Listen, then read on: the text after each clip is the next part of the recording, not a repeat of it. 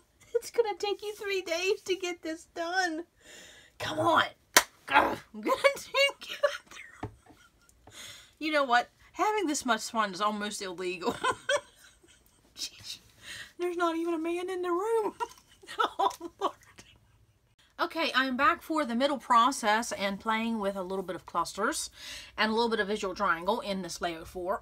So you can see, sorry about that, I went into another laughing fit.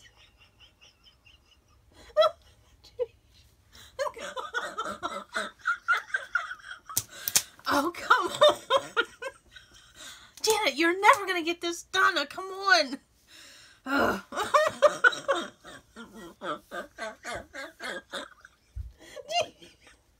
Okay, I'll be back later on.